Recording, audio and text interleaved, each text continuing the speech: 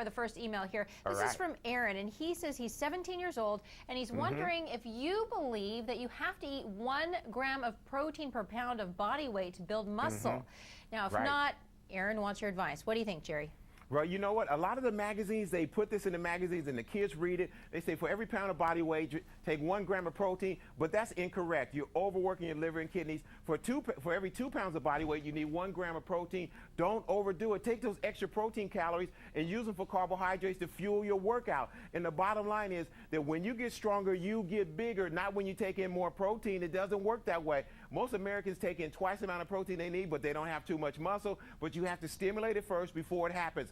And the thing, Veronica, is a lot of bodybuilders, they take excess protein, they have liver problems, kidney problems, and it's not good. And it dehydrates you also. That reduces your blood volume. That's dangerous. The key is to be healthy. Aaron, don't go that route. Don't believe the magazine. That's just selling a product. So let me get something straight here, Jerry. Is this a person who's actually sitting there with a scale and measuring out how much protein they have, how much they have as far as carbohydrates are concerned? I mean, what is he doing here?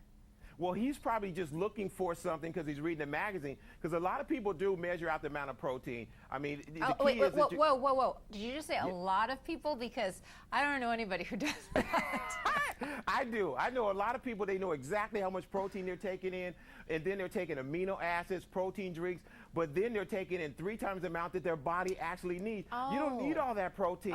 So it's excess amount of protein. Oh, I get it. I get it. These are healthy people we're talking about. But you know what? Even if you're not conscious of it, a lot of people who are not conscious of it, when they're eating all these double burgers, that's excess protein. They're taking in twice the amount that they need. But there's a lot of fat with this protein, so that makes it unhealthy also. All right, so let's get to the next. You really have to watch it. I know, absolutely. Let's get to the next email. This person says, hey, Jerry, I need a program to improve my cardiovascular fitness that is compatible with an injured ankle. The fitness programs I've explored do not have modifications for a disability, and I can only walk for about a mile before resting my ankle. And that is from Jane. Yeah. Now, Jane, what I'm advising you to do is set up a workout program where you're working out every other day. Don't work out every day because a lot of people, the rest days are the result days. If your ankle's giving you a little trouble, the rest days will let it replenish back to 100% so you can work out. So what you would do on Monday, hit the pool for 30 minutes. Boom, there's your workout. Take a rest day on Tuesday. Then Wednesday, come back. I want you to walk. Since you can't walk an entire mile without a little bit of pain, just walk for 10 minutes 3 times a day. There's your 30 minutes of cardio. You can divide and conquer.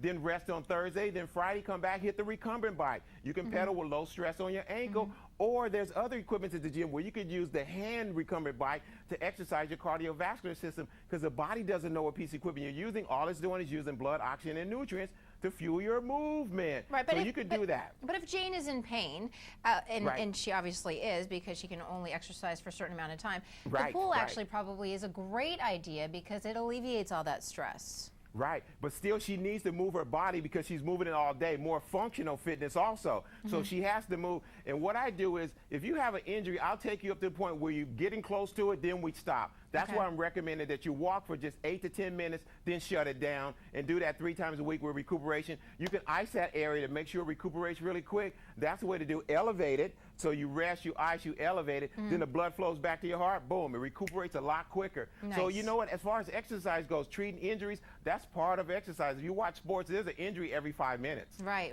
you're absolutely right about that. All right, Jerry, our next one, as everybody always says, your metabolism slows down as you age. This one coming from Jim, who says, I'm a 51-year-old male, and I figure that I need to lose at least 30 pounds. So he wants to know, first of all, how do you keep so fit? And do you have an exercise routine that you can share? And Jerry, I'm going to throw this one in there.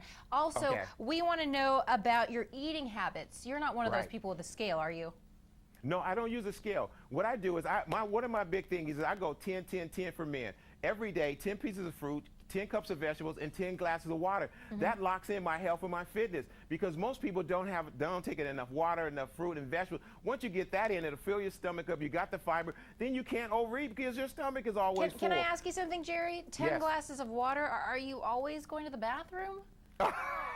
I'm very active. I'm very active. I'm sorry. The freeway is flowing smoothly. I mean, everything is flowing really well. There's no obstructions. So you're right. But that's the key. But you know one thing about that, Veronica, because if you have a toxin in your body, boom, it clears out really quick. It's not sitting in there. And see, 40 to 60% of your body weight is water, 70% of your muscle weight is water. See, a lot of people don't realize you have to get the water in your system. If you have a toxin in there and you don't have the water, it becomes more toxic. So you have to watch that.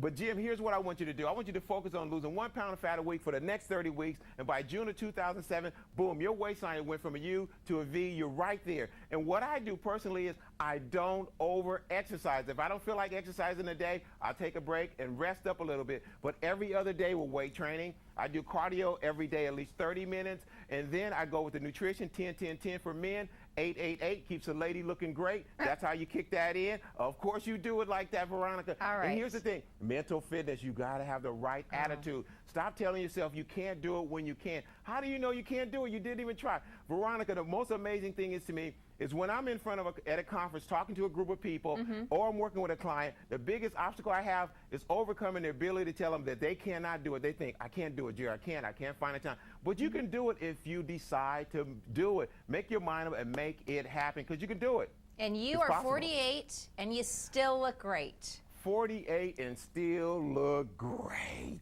Oh, you do, Jerry. And you know, I just want to say, I got the visual down now. You're not the guy with the scale. You're the guy who carries around that big jug of water. 10-10-10. Exactly. You have to. 10-10-10 for men. 8-8-8 keeps the ladies looking great.